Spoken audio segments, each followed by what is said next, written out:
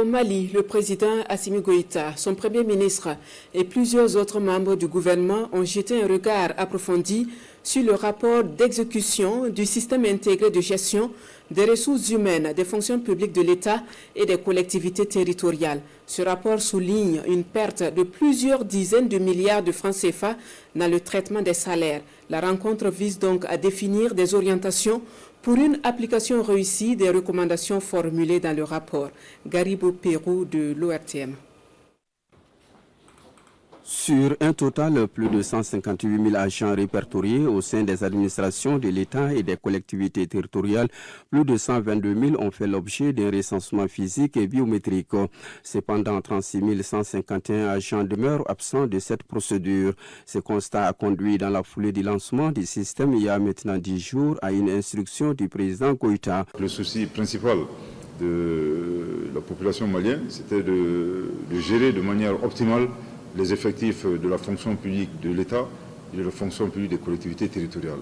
Donc 10 jours après, en nous conviant à cette réunion, on comprend aisément le souci et surtout l'abnégation du chef de l'État à mettre en œuvre ces différentes recommandations.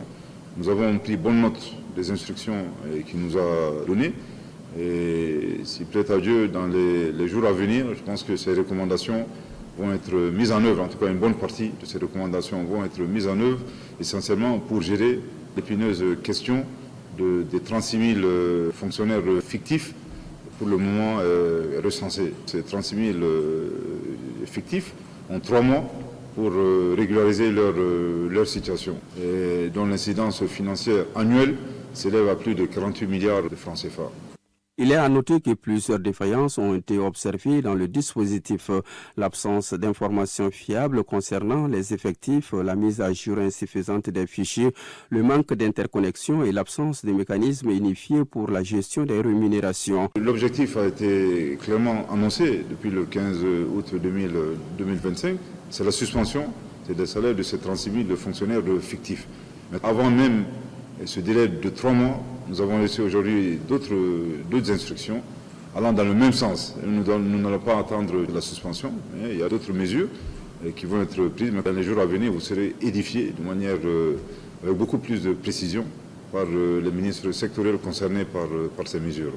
Le système intégré de gestion des ressources humaines des fonctions publiques de l'État et des collectivités territoriales repose sur un recensement minutieux via des fiches individuelles et un enrôlement biométrique à l'échelle nationale et mission diplomatique avec pour objectif d'assurer une gestion cohérente des effectifs. L'ensemble des données ainsi collectées est intégré dans un logiciel hébergé au Mali, financé sur fonds nationaux, garantissant ainsi la modernisation de notre administration public.